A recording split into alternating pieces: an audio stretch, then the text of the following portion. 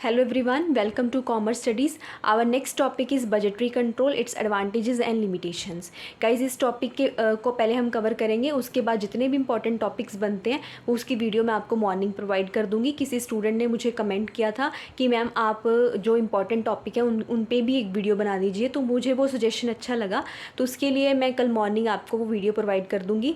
और अभी हम कर रहे हैं बजटरी कंट्रोल क्या होता है, ठीक है। तो देखो, जो chartered institute of management accountant है, ये आपका सेकेंड यूनिट का क्वेश्चन है।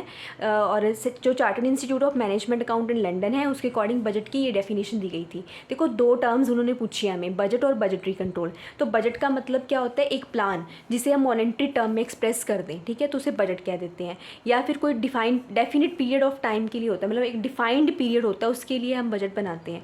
नेक्स्ट इज फ्यूचर पीरियड, हमेशा फ्यूचर के लिए बजट जो है वो बनाया जाता है, ना कि पास्ट के लिए। Next is approved by management, अब जो बजट है उसे मैनेजमेंट के से हमें अप्रूवल लेनी पड़ती है, ठीक है। तो अब इसमें हम ये पढ़ रहे हैं कि बजट होता क्या है। बजट जैसे मैंने अब कह दिया कि हमारा बजट है नेक्स्ट ईयर कि हमने 1 लाख से ऊपर का खर्चा नहीं करना, तो वो क्या हो गया, बजट हो गया, ठीक है। तो एक मनी की फॉर्म में जब हमने डिस्क्राइब कर दिया तो वो बजट है। ये आप बजट के बारे में एक्सप्लेन कर दोगे। नेक्स्ट इज बजटरी कंट्रोल क्या होता है। बजटरी कंट्रोल का मतलब होता है, सबसे पहले हमने बजट फिक्स कर लिया, बजट फिक्स करने के बाद हमने हर एक डिपार्टमेंट की रिस्पॉन्सिबिलिटी फिक्स कर दी। जैसे मैंने पूरी ऑर्गेनाइजेशन का 10 लाख का बजट फिक्स कर लिया, ठीक है, ये मेरा बजट फिक्स हो गया। उसके बारे में मैंने किया, हर एक डिपार्टमेंट को एक रिस्पॉन्सिबिलिटी दे दी कि हर एक डिपार्टमेंट का 1 लाख से ऊपर का एक्सपेंडिचर नहीं होना चाहिए, तो वो क्या हो गया, एग्जीक्यूटिव रिस्पॉन्सिबिलिटी, हर एक डिपार्टमेंट को रिस्पॉन्सिबिलिटी दे दी। उसके बाद में हमने कंपैरिजन करके देखा कि जितना टारगेट हर एक डिपार्टमेंट को दिया था, क्या उतने ही टारगेट में उन्होंने अपनी कॉस्ट में उतनी ही कॉस्ट में सारा काम कर लिया या नहीं किया, तो उसे कहते हैं कंपैरिजन करना। फिर कंपैरिजन किया जाता है, फिर करेक्टिव एक्शन लिया जाता है। अब मान लो किसी डिपार्टमेंट ने उतनी ही कॉस्ट में काम नहीं किया, उसकी कॉस्ट इंक्रीज होगी, तो वहाँ पे हम क्या लेंगे, करेक्टिव एक्शन लेंगे और रिवीजन की जाएगी, ठीक है। तो ये होता है बजटरी कंट्रोल। तो बजटरी कंट्रोल का मतलब क्या है, प्रॉपर प्लानिंग करनी, कोऑर्डिनेटिंग करनी, और उसके बाद में सारा वर्क जो है उनको डिवाइड कर देना, ताकि वो उन्हें पर्सन जिस डिपार्टमेंट को जो काम मिला है वो उसी अकॉर्डिंग वर्क करे। अगर वो नहीं कर रहा है तो करेक्टिव एक्शंस लेना, ठीक है। तो अब इसके ऑब्जेक्टिव्स क्या हैं बजटरी कंट्रोल के, प्लानिंग करना, कोऑर्डिनेटिंग करना, कंट्रोलिंग करना और करेक्टिव एक्शंस लेना, ठीक है, ये इसका काम है। इसके बाद में इसका प्रोसेस भी पढ़ेंगे, लेकिन इससे पहले हम इसके पढ़ेंगे एडवांटेजेस और limitation.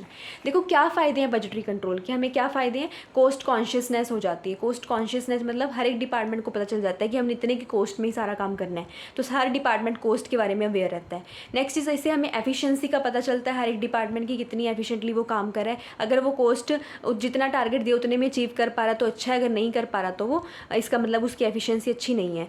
Next is, current trend को हम चेंजेस करने के लिए हमें हेल्पफुल है, और हमें हमारे रिसोर्सेज अच्छी तरीके से हम यूटिलाइज़ कर सकते हैं। इसके अलावा हमारे स्टैंड ऑफ कॉस्टिंग के लिए हमें बेस प्रोवाइड करता है ये, और मैनेजमेंट बाय एक्सेप्शन पॉसिबल हो जाता है। देखो, अगर हमने बजट नहीं बनाया होगा तो मैनेजमेंट को हर एक काम में के लिए इन्वॉल्व होना पड़ेगा, लेकिन अगर हमने एक बार बजट बना के सभी डिपार्टमेंट को उनकी रिस्पॉन्सिबिलिटी फिक्स कर दी तो हमें बार बार मैनेजमेंट को इन्वॉल्व नहीं होना पड़ेगा। तो इससे फ़ायदा हो जाता है कि मैनेजमेंट बाय एक्सेप्शन, मतलब मैनेजमेंट का काम एक बार बजट बनाना है, उसके बाद में उसने अपनी रिस्पॉन्सिबिलिटी बाकी डिपार्टमेंट डिवाइड कर देनी है। तो इससे क्या है, मैनेजमेंट बाय एक्सेप्शन, मतलब मैनेजमेंट को बार बार छोटे छोटे कामों के लिए इन्वॉल्व होना नहीं पड़ता।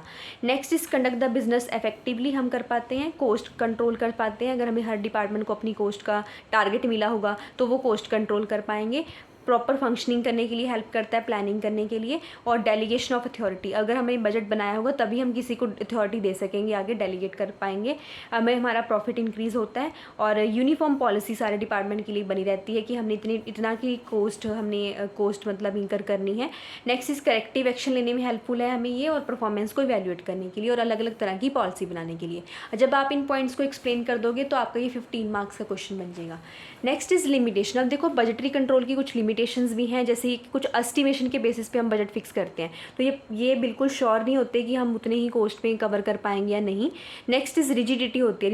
रिजिडिटी का मतलब होता है हम चेंज नहीं कर सकते, अब एक बार बजट बना लिया तो उसको चेंज नहीं किया जा सकता।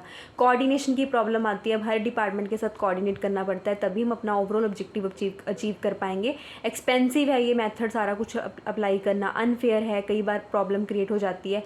कन्फ्लिक्ट अमंग द डिपार्टमेंट में खुद में ही कन्फ्लिक्ट अराइज हो जाता है, टॉप मैनेजमेंट की सपोर्ट चाहिए। देखो एक बार बजट बना के उनको दे दिया, अगर टॉप मैनेजमेंट ने चेक ही नहीं किया करेक्टिव एक्शंस कैसे लेंगे वो, ठीक है। तो इसलिए टॉप मैनेजमेंट की बार बार सपोर्ट की भी रिक्वायरमेंट रहती है। रॉन्ग एस्टिमेशंस हो जाते हैं कई बार तो भी प्रॉब्लम आ जाती है। गवर्नमेंट पॉलिसी चेंज हो जाती है तो हमारा बजट भी चेंज हो जाएगा। Next is natural event. अब जैसे कोविड का टाइम पीरियड आ गया था तो उस टाइम तो सभी का बजट ही चेंज हो गया था, तो कहते हैं कुछ नेचुरल इवेंट्स की वजह से भी हमारा बजट जो है वो चेंज हो जाता है, सेम नहीं रह पाता। तो ये लिमिटेशन है। आप इन पॉइंट्स को भी एक्सप्लेन कर देना और इन पॉइंट्स को भी एक्सप्लेन कर देना।